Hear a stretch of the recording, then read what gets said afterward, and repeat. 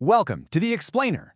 As your guildmaster, I am absolutely thrilled to have you here as we map out the legendary territory of Cambridge AS and A-level mathematics. Specifically, we are stepping into the notoriously tricky 9709 syllabus to conquer the inverse relationship between logarithmic and exponential functions. Think of this explainer as your ultimate elite game strategy guide. We're going to treat the official Cambridge syllabus like a sprawling open-world map, complete with hidden treasures, dangerous traps, and high-tier loot. Whether you are navigating IGCSE, O-levels, or grinding through A-levels, the mechanics we discuss today are going to completely level up your exam strategy.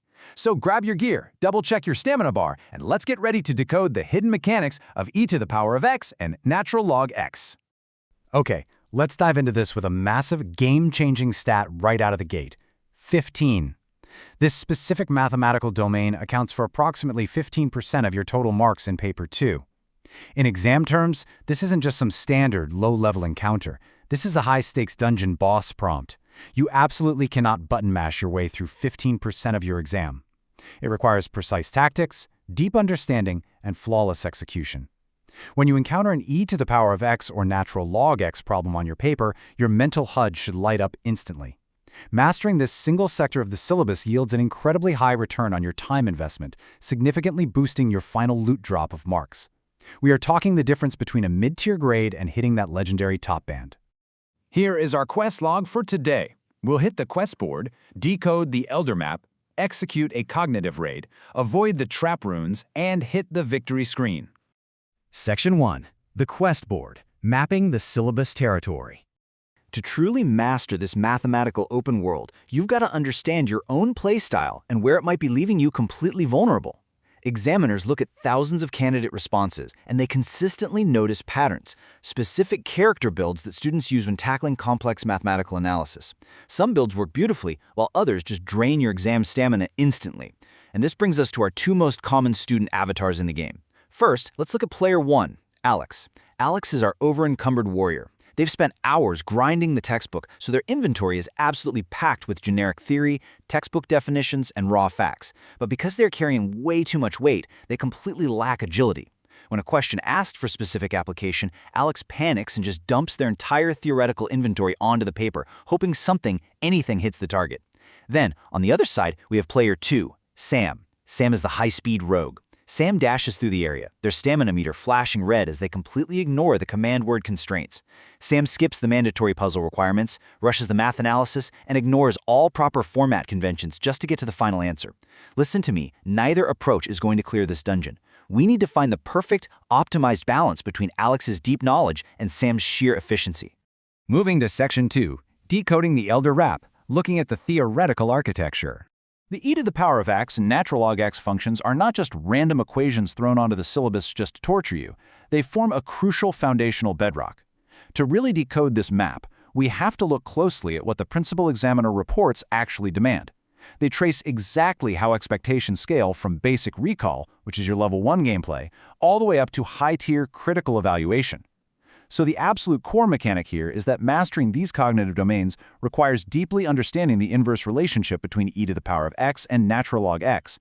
Think of them as perfect mirrors of each other in the mathematical universe. If you apply an e function to a natural log function, they essentially undo each other. But here is the thing. The examiners aren't just checking if you memorized that one little trick. They are testing your logical, structured reasoning. They want to see if you can actually manipulate this inverse relationship to solve multi-stage equations without breaking the causal chain of logic. Take a look at this breakdown right from the official assessment framework. This is the exact code for how you are being scored. The cognitive domains are split into knowledge, application, and analysis. Knowledge is simply remembering that inverse relationship we just talked about. Application is using it to establish causal relationships in a single, isolated problem. But look at that bottom row, analysis. This is where the real points are hiding. Examiners heavily prioritized analytical depth over superficial breadth. They want to see you integrate your understanding of exponential functions with totally different syllabus areas. And you do this by carefully reading the command word runes. Is the prompt telling you to analyze or evaluate, explain, or to what extent? If you misread those command runes, you instantly activate a trap, and your mark potential drains to 0, no matter how good your algebra is. Principal examiner reports explicitly highlight that candidates who reference cross-topic connections and justify their decisions achieve significantly higher mark yields. When that dungeon boss prompt asks you to evaluate an exponential model, it's a command room demanding connection. If you treat logarithmic functions as a totally isolated island, you fail the quest. You literally have to link concepts together, establish clear causal relationships, and mathematically justify every single decision you make on that paper with undeniable evidence. Are you questioning the given assumptions of the model? Are you considering different mathematical perspectives? This is how you prove to the examiner that you truly command the mathematical environment. Let's move to Section 3, the cognitive raid, focusing on the method mark strategy. In this phase of the explainer, we are focusing on how to effectively farm XP using what we call the method mark strategy. This is where the Cambridge syllabus massively rewards the smart, tactical player over the player who just gets lucky with a final number. Imagine Alex and Sam at a co-op tactical table trying to build an unshakable model response to clear the sector. Alex is arguing, we need to overload the framework, write down every single dictionary definition of a logarithm before we solve. Meanwhile, Sam is completely freaking out. No way, man, the exam timer is draining. Just skip the working and write down x equals 5. Both are wrong. To conquer multi-stage analysis, you have to realize that examiners are awarding marks strictly for your process. Method marks are given for showcasing logical reasoning and systemic processing. If you play like Sam and do the math in your head, write down the correct final answer, and skip the working, you lose the majority of the loot. You must leave a perfectly visible trail of mathematical breadcrumbs. Quest pause. Before we unlock this top-band paragraph layout to help you conquer your next Cambridge exam, make sure your guild feed is perfectly optimized. Take a second right now to subscribe to Ace the Exams and enable all notifications so you never miss our weekly strategic math drops, whether you're traversing IGCSE, O-levels, or AS and A-level territory. Okay, you're back in the raid, and suddenly you hit a roadblock mid-equation where your evidence link drops, threatening a total quest failure. Here's your tactical blueprint to save the run. The deconstruct, solve, evaluate pipeline. Step 1. Identify the given info from the prompt. Step 2. Break it into logical mathematical steps.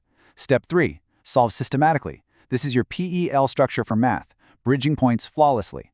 Step 4. Check for reasonableness. If your exponential decay model gives you a massive positive number, your logic is flawed. And Step 5. Make justified recommendations based on the outcome.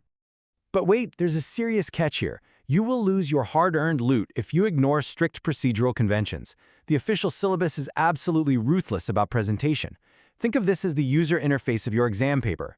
You have to use correct mathematical terminology. When you are manipulating logarithms, your notation must be totally flawless. If you drop a single bracket, mix up your base variables, or fail to clearly annotate which exact step of the equation you are modifying, boom, the game crashes, the examiner docks your method marks, and your score drops. Clean UI means maximum points. Section 4. Avoiding trap runes directly from examiner insights. We are now entering highly dangerous territory. I'm handing control over to you for a live diagnostic check in our viewer raid world. According to the data, the top 3 mistakes that will drain your stamina bar instantly involve contextual blindness and sloppy presentation. Trap rune number 1, choosing the wrong approach for the context. Trap rune number 2, forgetting to check your format and presentation. And trap rune number 3, providing answers that aren't specific to the context. I want you to actively scan for these traps. Stepping on any of these 3 runes triggers a massive, immediate mark penalty. Time for Challenge 2, spot the defective item. Imagine a flawed, medium-tier student response on the screen right now. I'm putting 60 seconds on the clock. Can you spot the exact line where poor logic drops the mark? Take heed of this massive examiner alert.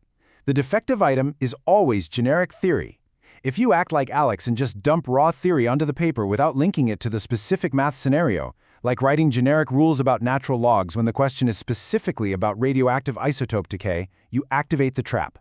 The examiners state clearly that the classic mistake is providing generic answers. Your working must explicitly reflect the physical context of the problem provided, or you get nothing. To build your absolute defense against those traps, especially during comparative analysis, you must strictly follow this sequential framework. First, identify similarities and differences. Second, use comparative connectives to link your thoughts. Third, and this is absolutely vital, support each comparison with concrete mathematical evidence. Fourth, draw conclusions on relative importance. For Challenge 1, our visual radar sweep, if I throw a highly complex source data graph at you with a 60-second countdown, following these 4 steps is exactly how you extract the single highest yielding core trend before the grid resets. You bridge your points flawlessly. Finally, Section 5, the victory screen, securing maximum loot. You've survived the dungeon boss prompts, and you've expertly sidestepped the trap runes. Alex and Sam have finally confirmed a successful full-mark quest compile. Now, top-scoring candidates share one major overriding trait: impeccable data interpretation skills. They act like a visual radar sweep over complex source texts and tables. They extract their variables perfectly from the provided data. They seamlessly interpret the inverse relationships at play. And most importantly, they use evidence-based reasoning to lock in their final answers. If you want maximum loot, you can't just be decent at moving variables around. You have to be an elite data interpreter. I want to distill this entire simulation into a few universal rules, but if you take only one thing away, let it be this exact directive from the official examiners. Always link every point to the given scenario. It is your golden key. You need the pre-quest question scan to decode the prompt. You need the stamina pacing matrix to manage your time. And you need the post-quest review checklist to ensure every formula you used and every natural log you manipulated connects directly back to the physical scenario the paper placed in front of you. We have successfully completed the quest for understanding e to the power of x and natural log x. Now, look, when you face your next exponential decay problem, are you just going to rely on generic theory to scrape by? Or are you going to use this exact data pipeline to conquer it flawlessly? The choice is entirely yours. Make sure your guild feed is totally optimized. Subscribe to Ace the Exams right now, click that notification bell for our weekly Level Up masterclasses, and drop a comment below sharing exactly which Cambridge subject and level you are preparing to conquer next. I'll see you in the next Mathematical Open World.